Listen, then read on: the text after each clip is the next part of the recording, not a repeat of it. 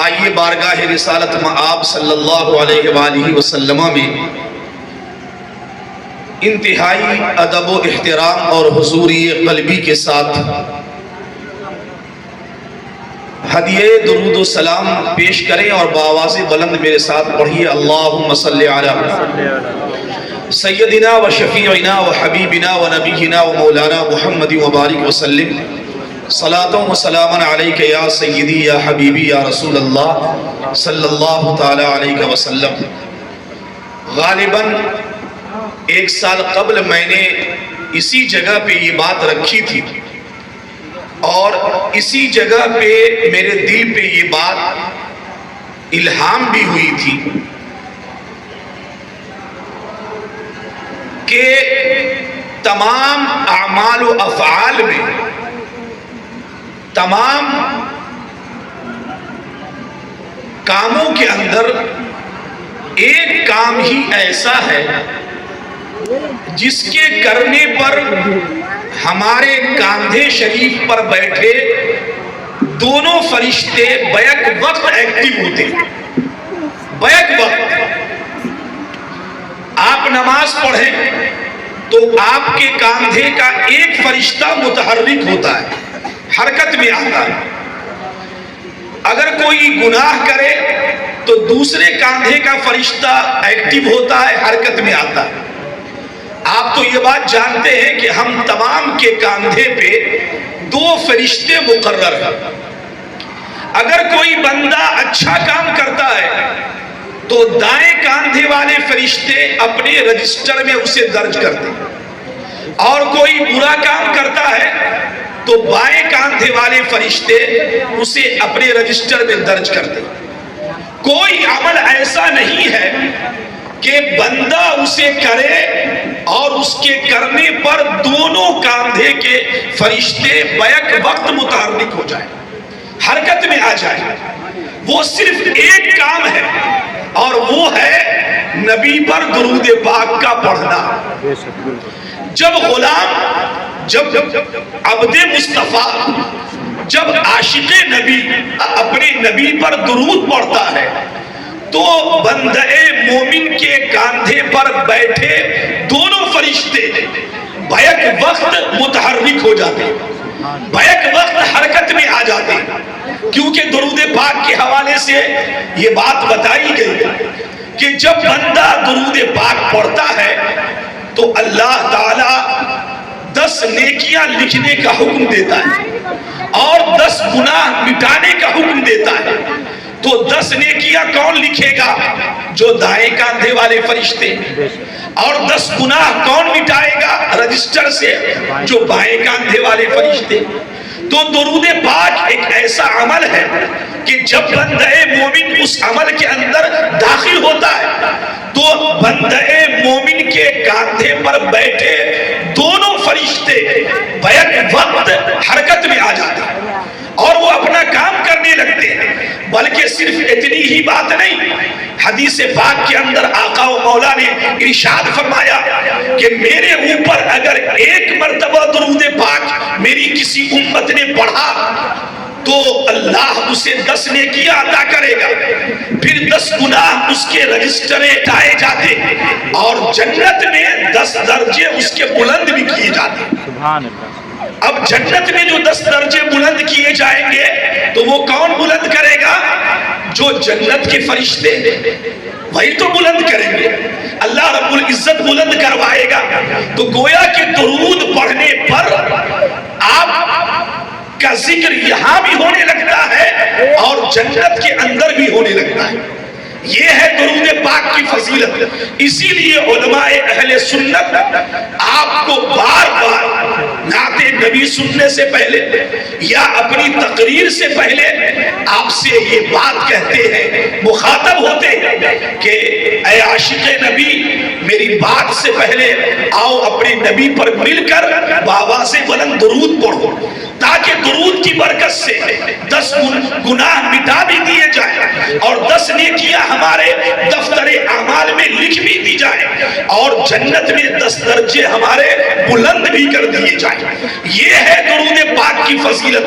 اسی لیے اگر یہ فضیلت آپ جان گئے اور سمجھ گئے اچھی طرح تو ایک مرتبہ میرے ساتھ بآواز بلند پڑھیے اللہم صلی علی سیدنا و شفیعنا و حبیبنا مولانا محمد وبارک وسلم صلاة و سلام علیکہ یا سیدی یا حبیبی یا رسول اللہ صلی اللہ تعالی علیہ وسلم.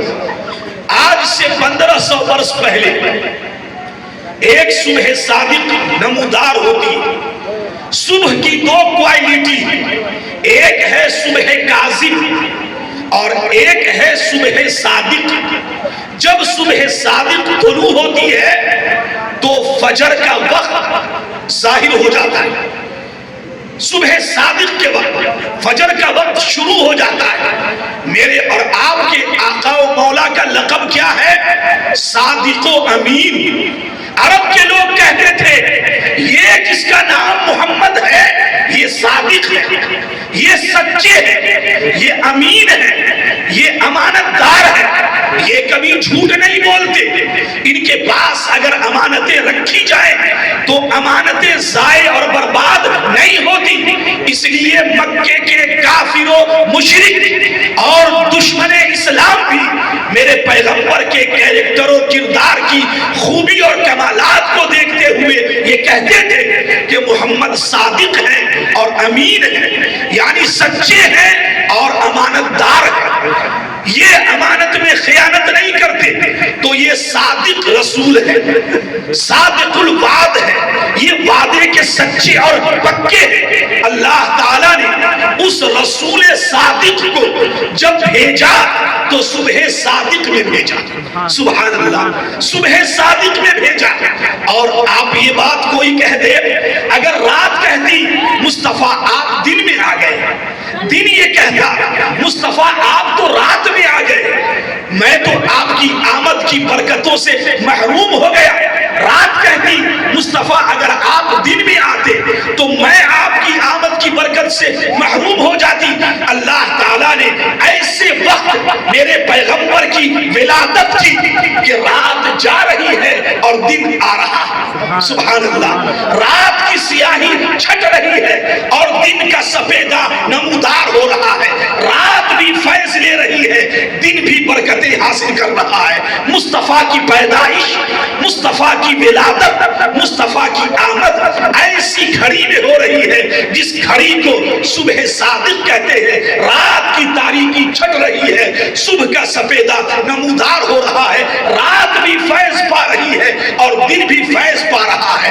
ایسی گھڑی میں میرے اور آپ کے آقا و مولا عبداللہ کے گھر تشریف لاتے، آمنہ کی کوکھ سے باہر آتے. آئے جب میرے آقا دنیا کے اندر تو 2 خادمہ حضرت آمنہ کے قریب تھی. ان کا نام کیا تھا؟ ایک کا نام تھا برکت اور دوسری خادمہ کا نام کیا تھا؟ شفا. اچھی طرح یاد رکھو، حضرت شفا فرماتی ہے رضی اللہ تعالی عنہ، فرماتی ہے کہ جب آمنہ کے لال اپنی ماں کی کوکھ سے باہر آئے اور جب ماں کے کروٹ میں ہم نے اسے لٹایا، تھوڑی دیر کے بعد میرے آقا نے پہلو بدلا. تھوڑی دیر کے بعد میرے آقا پلٹ گئے. آج کے دور میں کوئی بچہ اپنی ماں کی کوکھ سے جنم لیتا ہے تو اگر بچہ 6 ماہ کے بعد 8 ماہ کے بعد پلٹی نہیں مارتا تو ماں باپ کہتے ہیں اسے ڈاکٹر سے دکھایا جائے. 8 ماہ ہو گئے، بچے پلٹتے کیوں نہیں، پلٹی کیوں نہیں مارتے؟ اور اگر بچہ آتے ہی پلٹی مار دے تو ماں باپ گھبرا جائیں گے، کیا بات ہے. لیکن میرے اور آپ کے آقا و مولا ابھی ماں کی کوکھ سے باہر آئے اور ماں کے پہلو میں لٹایا گیا اور تھوڑی دیر گزری ہے کہ میرے آقا نے پلٹی ماری. میرے آقا پہلو کے پل بدلے اور کیسے بدلے؟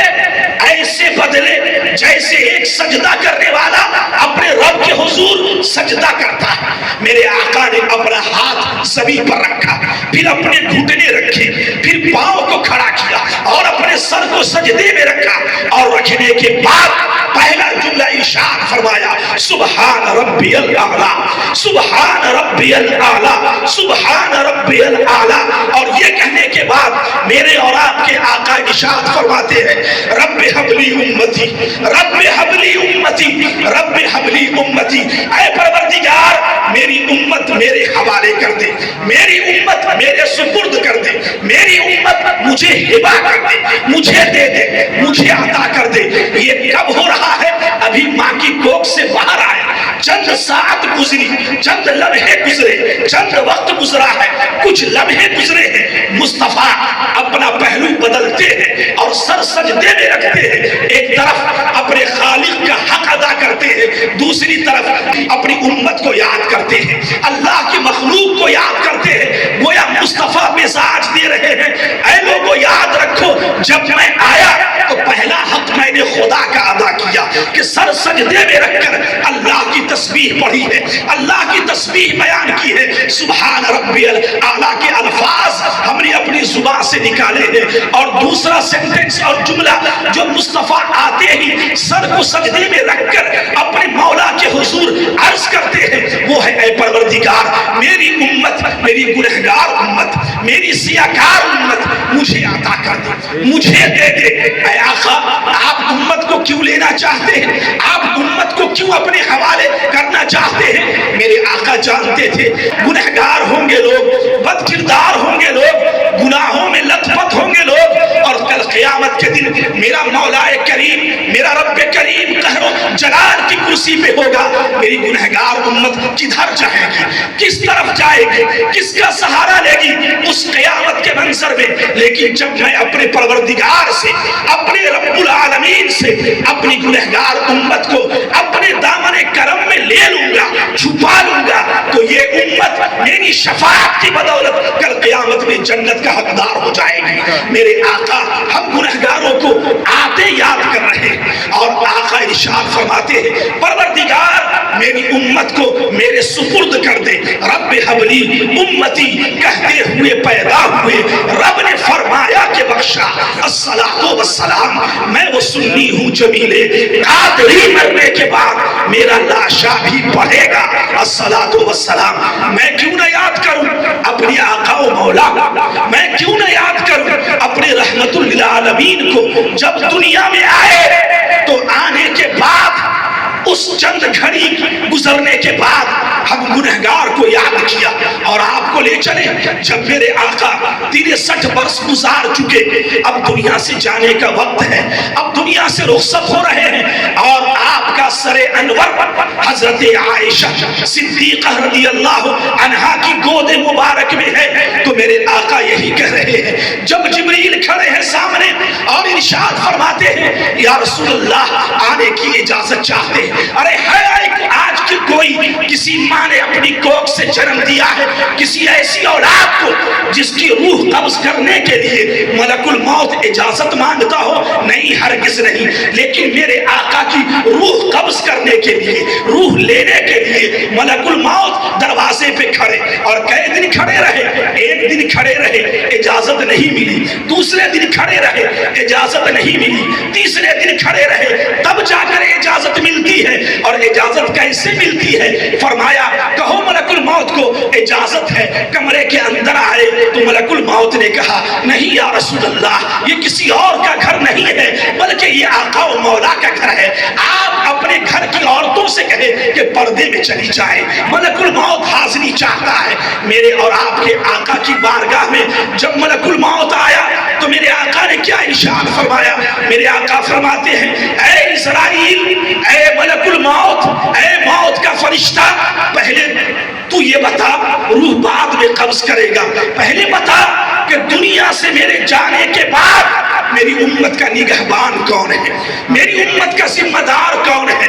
میرے آقا نے ارشاد فرمایا تو ملک الموت بارگاہ مولا میں حاضر ہوئی اور عرض کیا اے رب کریم تیرا حبیب کہہ رہا ہے کہ میرے دنیا سے جانے کے بعد میری امت کا ذمہ دار کون ہے، نگہبان کون ہے، محافظ کون ہے، کون ہوگا اس کا نگہبان، تو رب کریم نے فرمایا اے ملک الموت جا کر میرے مصطفیٰ سے کہہ دو، میرے حبیب سے کہہ دو کہ آپ کے دنیا سے آنے کے بعد آپ کی گنہگار امت کا نگہبان آپ کا پروردگار ہے، آپ کا خالق و مالک ہے، آپ کا رب العالمین ہے۔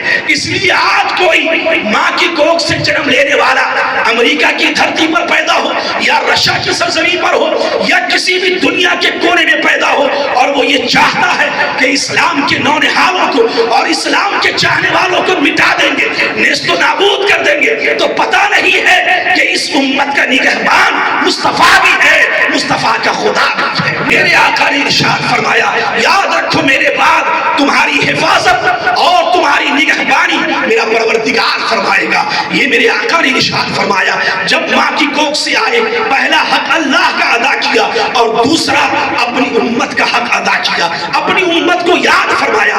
اب بتاؤ میرے پیارے، جب میرے آقا دنیا میں آئے تو مجھے یاد کیا، جا رہے ہیں تو یاد کیا، اور آگے چلو جب 3 دن تک جنازہ رکھا رہا، میرے آقا کا جنازہ کتنے دن تک رکھا رہا یاد ہے؟ 3 دن تک۔ یہاں آج اگر کوئی 1 دن گزر جائے، 2 دن گزر جائے تو کیا کہتے ہیں صاحب؟ عقیل بھائی کیا کہتے ہیں؟ فریز میں رکھو، فریز والا تابوت لاؤ۔ کیوں بھائی؟ اس لیے کہ گرمی کا موسم ہے، پیٹ پھول جائیں گے، جسم پھٹ جائے گا۔ 3 دن کا مطلب ہوتا ہے 72 گھنٹہ گزر جائے گا، لیکن 3 دن تک میرے مصطفیٰ کا جنازہ رکھا ہے۔ ارے یہ کسی اور کا جنازہ نہیں، یہ کسی اور کی باڈی اور جسم نہیں ہے، یہ رسول کائنات کا جسم ہے۔ 3 دن کیا، ارے 300 سال بھی پڑا رہے تو حادثات زمانہ اس پہ اپنا اثر نہیں چھوڑ سکتے، وہ ایسے ہی رہے گا۔ 3 دن گزر گیا، جسم تر و تازہ ہے، حشاش بشاش ہے۔ اب سوال پیدا ہوتا ہے 3 دن تک جنازہ کیوں رکھا رہا؟ آخر بات کیا ہے، ماجرا کیا ہے؟ وہاں تو کسی کا انتظار نہیں تھا کہ کوئی امریکہ سے آئے گا، کوئی انگلینڈ سے آئے گا، تب جا کر میت کو قبر کے حوالے کیا جائے، گورے غریبہ میں ڈالا جائے، تب اسے قبر کے سپرد کیا جائے۔ وہاں تو کسی کا انتظار نہیں، لیکن 3 دن تک جنازہ رکھا رہا۔ کیوں؟ اس لیے کہ یہود و نصارہ کہتے تھے اپنے چاہنے والوں سے، اپنے ماننے والوں کے درمیان، یاد رکھنا جب محمد مرے گا معاذ اللہ رب العالمین، جیسے آج کر کے کچھ بد باطن اور خوب سے باطن رکھنے والے اور بد نیت اور بد کردار اور ماں کی کوکھ سے ناپاک طریقے سے جنم لینے والے کچھ یہ بولتے ہیں مصطفیٰ مر کر مٹی میں مل گئے، تو یہود و نصارہ نے کہا اے میرے چاہنے والے جب محمد مر جائے گا تو دیکھنا اس کے چہرے کا رنگ بدل جائے گا، کیونکہ یہ جھوٹا نبی ہے، یہ جھوٹا رسول ہے، اس نے نبوت کا دعویٰ جھوٹے طور پہ کیا ہے۔ یہود و نصارہ تانا دیتے تھے۔ میرے آقا نے فرمایا میرے دنیا سے جانے کے بعد میری لاش کو 3 دن تک رکھا جائے تاکہ سب آ کر کے میرے چہرے کو دیکھے اور دیکھے کہ پہلے جس طرح چہرہ چمکتا تھا اس سے زیادہ تابناک دنیا سے جانے کے بعد ہے، اس سے زیادہ چمکدار دنیا سے جانے کے بعد ہے۔ یہود و نصارہ تانا دیتے تھے محمد کے چہرے کا رنگ بدل جائے گا۔ 3 دن کے بعد جب گورے غریبہ میں، جب قبر انور میں مصطفیٰ اتارے گئے، 3 دن کے بعد، آج میڈیکل سائنس سے پوچھو، میں پوچھتا ہوں اے میڈیکل سائنس کے اسٹوڈنٹوں اور اس کے پروفیسروں اور دانشوروں، بتاؤ 3 دن تک کوئی لاش بغیر برف کے، بغیر فریز کے اگر رکھی جائے تو اس جسم کا کیا حال ہوگا؟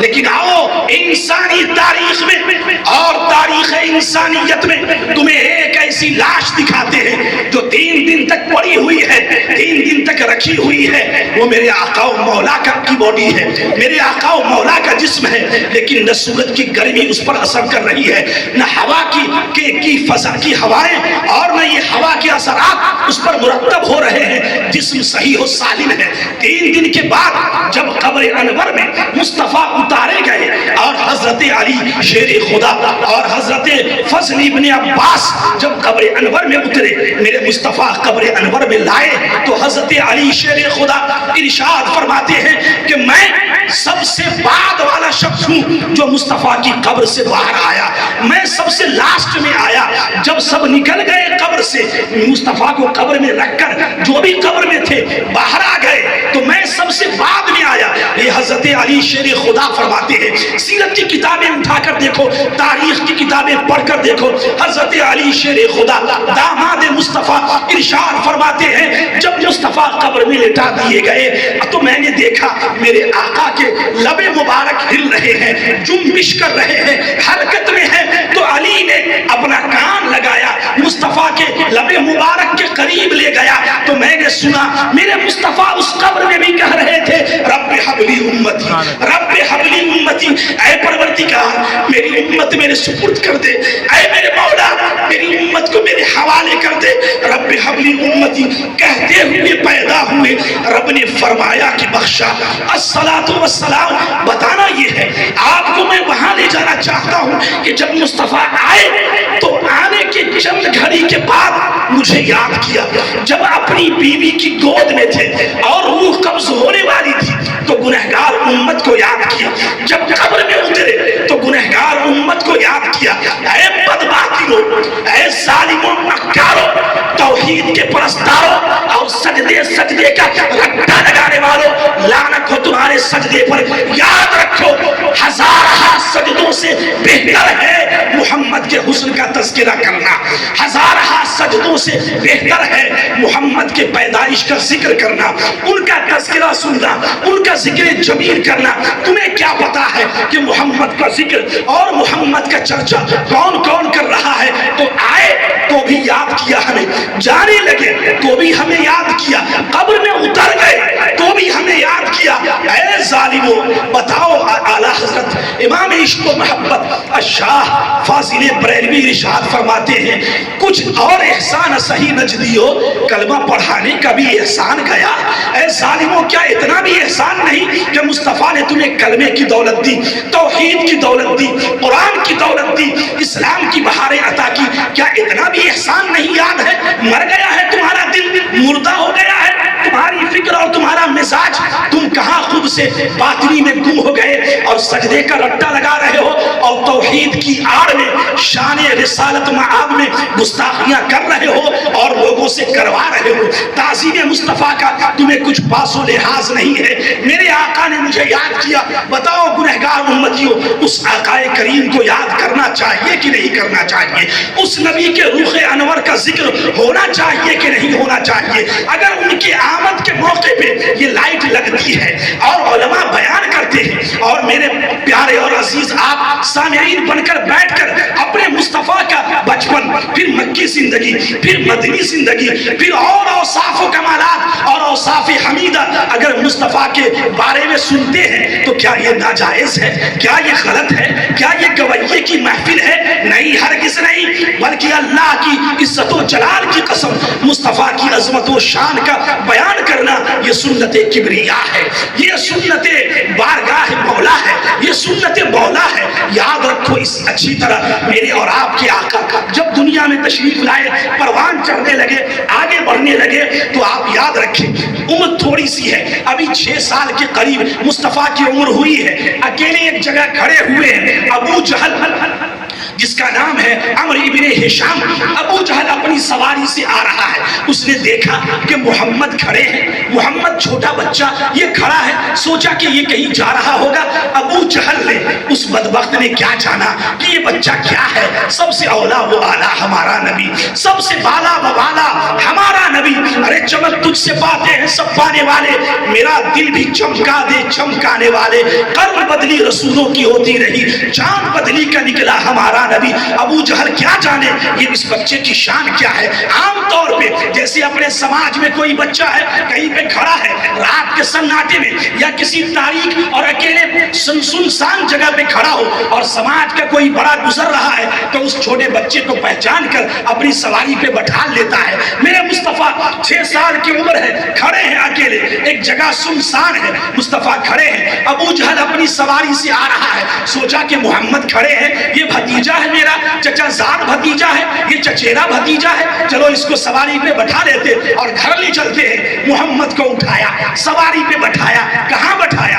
پیچھے بٹھایا، جیسے عام طور پہ ہوتا ہے جب مصطفیٰ بیٹھے سواری چل نہیں رہی، سواری رک گئی، ابو جہل مار رہا ہے، سواری بڑھنے کا نام نہیں لے رہی، مارتا جا رہا ہے گھوڑے پہ گھوڑا، سواری آگے نہیں بڑھ رہی ہے، وہ سواریاں آگے نہیں جا رہی ہے، تو سواریاں جب بیٹھ گئی بارگاہ مولا سے، اس سواری کو آواز آئی ہوگی، خواہ وہ گھوڑا ہو خواہ وہ خچر ہو، کوئی بھی ہو، آواز آئی اے سواری اس بدبخت سے اپنی زبان میں بات کر، کلام کر، اور اسے کہہ، کیا کہہ؟ تاریخ کے الفاظ ہیں، جب مولا نے آواز دی اس سواری کو، ابو جہل کو کہا کہ یہ اس وقت میں چلوں گی جب بیٹھانے والے بچے پیچھے نہیں آگے بیٹھانے جائیں گے، یہ قوم کا امام ہے۔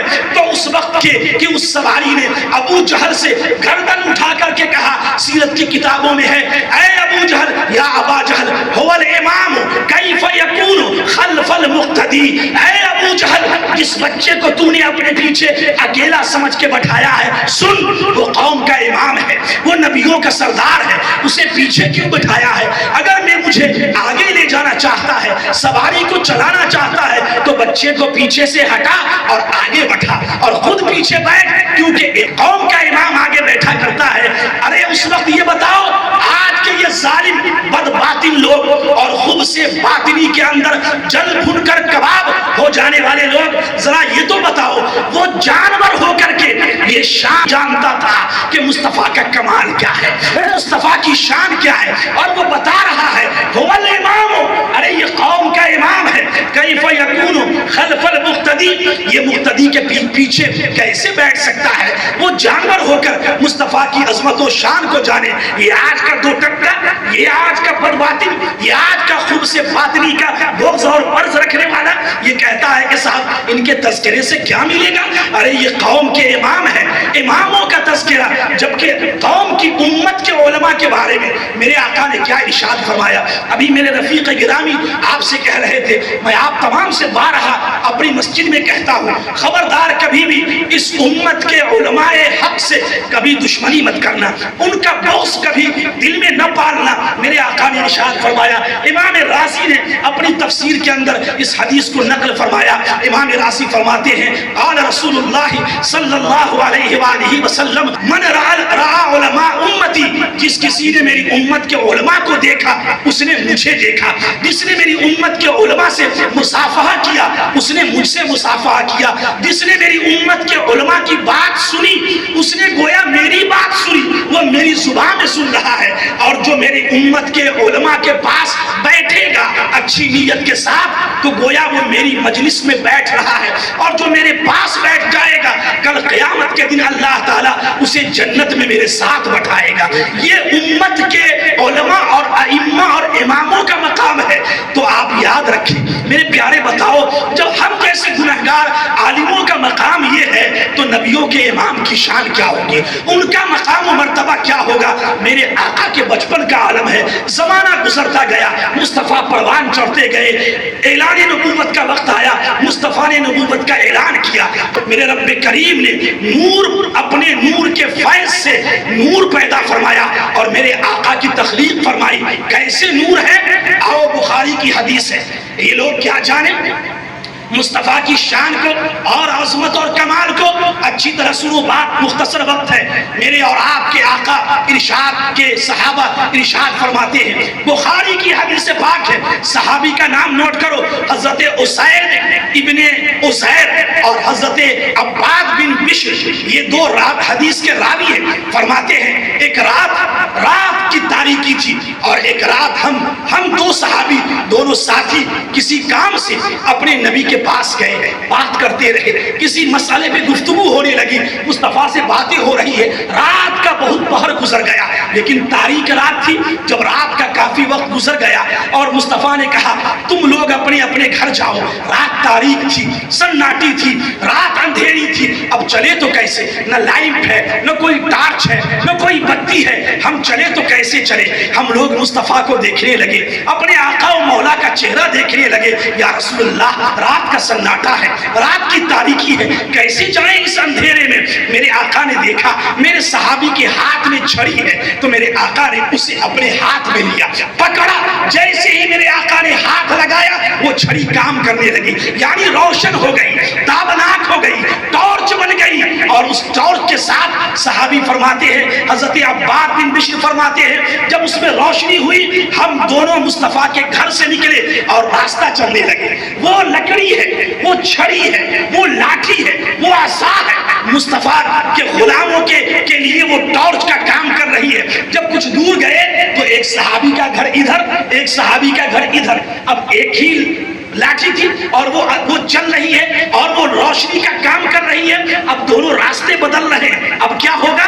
تو ایک صحابی نے ایک چھڑی اٹھائی، ایک لکڑی اٹھائی اور اس سے مس کر دیا، ٹچ کر دیا، جیسے ہی ٹچ کیا، مس کیا، تو وہ دوسری لاٹھی بھی روشن ہو گئی۔ دیکھیں سبحان اللہ، کیا رحمتوں کی بارش ہے، بھاگنا نہیں، اس سے ہٹنا نہیں، ارے یہ کوئی عام بچوں کا کھیل نہیں ہے، محبت مصطفیٰ میں کچھ بیان کرنا، یہ رب کی جھماجھم رحمت تم پہ برس رہی ہے، سبحان اللہ، یقین ہے میرا وجدان کہتا ہے، میری کیفیت کہتی ہے، میرا ایقان اور ایمان اور یقین کہتا ہے، یقین محکم عمل پہ ہم محبت فاتح عالم، جہاد زندگانی میں یہ ہے مردوں کی شمشیریں، میرا دل کہتا ہے کہ آپ کا بیٹھنا اور میرا بولنا بارگاہ مولا میں مقبول ہو رہا ہے، الحمدللہ قبول کیا جا رہا ہے، اسی لیے اللہ رحمت کی بارش فرما رہا ہے، بوندے ہیں، ہٹنا نہیں، گھبرانا نہیں، یہ کوئی آگ کی بارش نہیں ہے، یہ کوئی آگ نہیں برس رہی،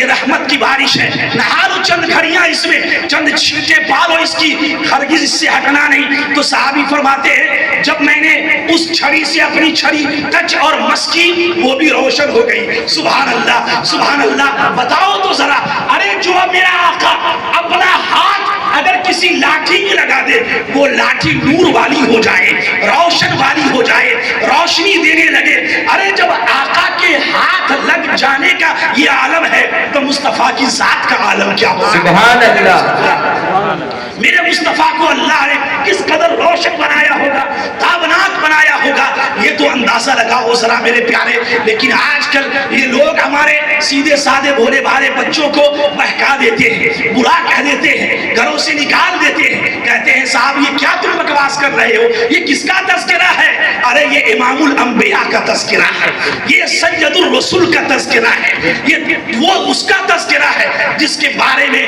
ڈاکٹر اقبال کہتے ہیں دانائے سبل ختم الرسل مولا کل، جس نے غبار راہ کو بخشا فروغ وادی سینا۔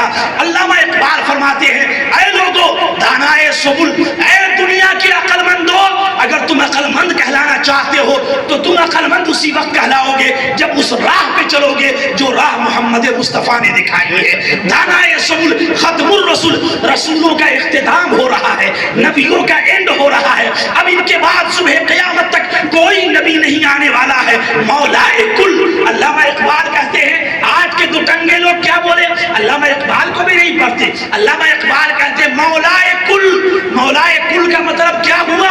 کل کائنات کے آقا ہے محمد مصطفیٰ، کل کائنات کے داتا ہے محمد مصطفیٰ، کل کائنات کے تاجدار ہے محمد مصطفیٰ۔ دانائے سبل ختم الرسل مولا کل، جس نے غبار راہ کو بخشا۔ آہا کیا جملہ اقبال کا ہے۔ علامہ اقبال کہتے ہیں طور سینا کے بارے میں سنا ہے نا، کوہ طور کے بارے میں تو سنا ہے نا، کہا ہاں ہاں، کہا اس کو عزت کیسے ملی، کہا موسیٰ کے ذریعے، وہ پہاڑ کوہ طور پوری دنیا میں چمک گیا، روشن ہو گیا، سب لوگ جاننے لگے، کہا ارے موسیٰ کا قدم پڑا پہاڑ پہ، پہاڑ تو ایسے ہی جانا جاتا ہے، وہ مشہور ہوا تو کیا ہوا، ارے جو شہرت اور جو مقبولیت موسیٰ کے قدم سے کوہ طور نے پایا ہے، اس سے بڑی شہرت مدینے کے ذرے ذرے مصطفیٰ کے قدم سے پا رہے ہیں، مصطفیٰ کے قدم سے پا رہے ہیں۔ غبار راہ کو، راستے کے گرد و غبار کو بخشا فروغ وادی سینا۔ جو شہرت، جو مقبولیت کوہ طور کو عطا ہوئی ہے، وہی شہرت، وہی کمال اللہ کے پیارے حبیب کے قدم مبارک کی برکت سے اللہ تعالیٰ نے مدینے کے گرد و غبار کو عطا کیا ہے۔ اب ایک مرتبہ جی لگا کر درود پاک پڑھو تو ایک حدیث پڑھ کر اور سنا کر بات ختم کروں۔ اللہم صلی علی سیدنا و مولانا محمد وعلی آل سیدنا و مولانا محمد وبارک وسلم صلاۃ و سلام علیک یا سیدی یا حبیبی یا رسول اللہ صلی اللہ علیہ وسلم۔ بتاؤ یہاں پہ سائنس کے اسٹوڈنٹ بھی ہو، عقیل بھائی آپ بھی پڑھے ہیں الحمدللہ، پڑھے لکھے لوگوں کا مجمع ہے۔ ابھی میرے دوست بول رہے تھے یہ حقیقت ہے، ابھی ہم لوگ 15 دن پہلے میں اور مولانا رضا فاروقی صاحب ایک دیہی علاقے میں ایک جلسے میں تھا، یقیناً 11:30 کے بعد کرسیوں کے پاؤں ٹوٹنے لگے، یعنی کرسیاں خالی ہونے لگی، لیکن یہاں کتنا بج رہا؟ 12 کراس کر رہا، پھر بھی بیٹھے ہیں آپ۔ یہ پڑھے لکھے لوگوں کا مجمع ہے، یہ جانتے ہیں کہ ذکر ہے امام الانبیاء کا ہے، ذکر ہے مولائے کل کا ہے، یہ ذکر ہے خاتم الرسول کا ہے، یہ کل کائنات کے آقا و مولا کا ذکر ہے۔ ارے ایک رات کیا اعلیٰ حضرت ارشاد فرماتے ہیں کروں تیرے نام پہ جاں فدا، نہ ایک جاں بلکہ 2 جہاں فدا، ارے 2 جہاں سے بھی نہیں جی بھرا، کروں کیا کروڑوں جہاں نہیں۔ یا رسول اللہ آپ کی ذات تو وہ ذات ہے جس پر ایک جان کیا اور یہ دونوں جہان کیا، ارے اس جہان سے بڑھ کر بھی اگر کوئی جہان ہو تو احمد رضا آپ کی ذات پہ ان جہانوں کو قربان کر دے گا، لٹا دے گا۔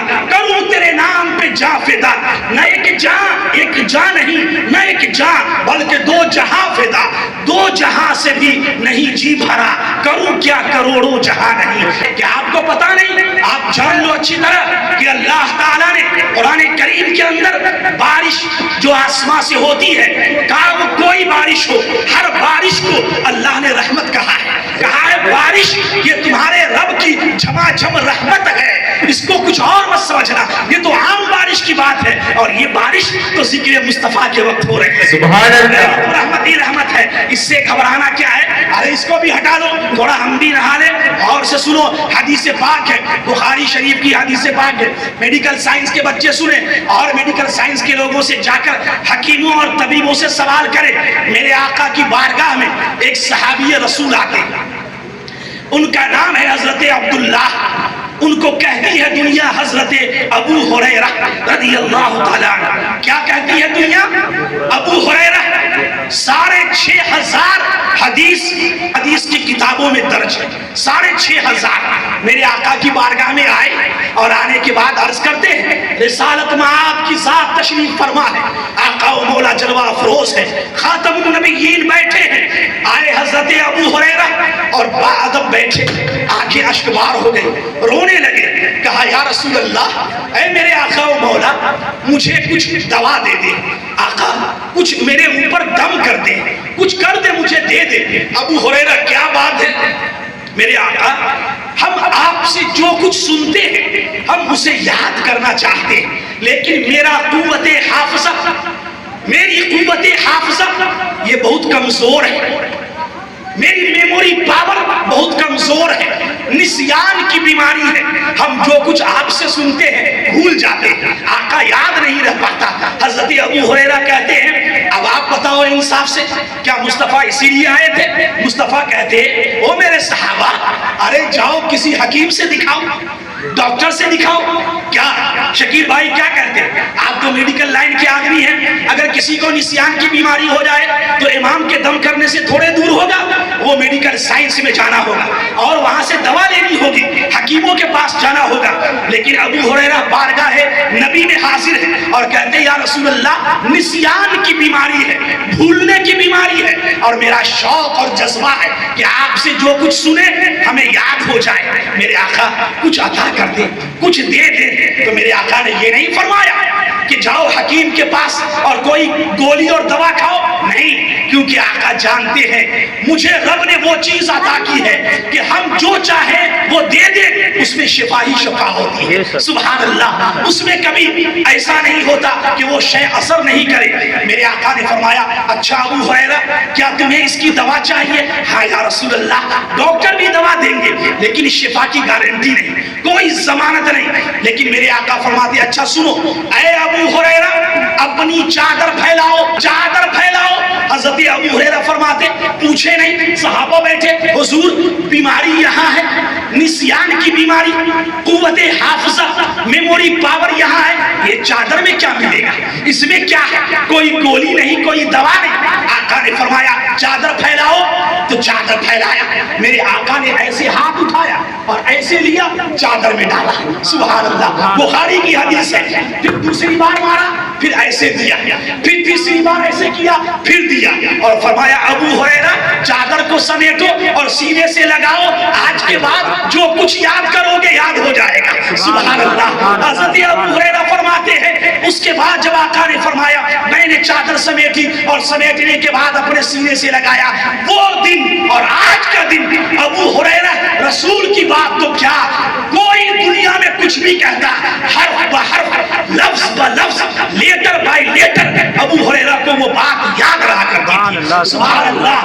اب بتاؤ ذرا اے دنیا کے لوگوں، ڈاکٹروں، تم دوا دو گے تو شفا کی کوئی گارنٹی نہیں ہے، لیکن مصطفیٰ کا در وہ در ہے کہ جب تم دل سے مانگو گے اور جانو گے کہ بخدا خدا کا یہی ہے در، نہیں اور کوئی مفر مقر جو وہاں سے ہو یہی آ کے ہو، جو یہاں نہیں تو وہاں نہیں، جو اللہ کے در سے عطا ہوتا ہے اللہ نے وہ کمال مصطفیٰ کو عطا کیا ہے۔ اے میرے بندو، جو کچھ میرے در سے پانا چاہتے ہو میرے حبیب کے در پہ جاؤ، وہاں سے مل جائے گا۔ بتاؤ کیا یہ شے کوئی ڈاکٹر دے سکتا ہے؟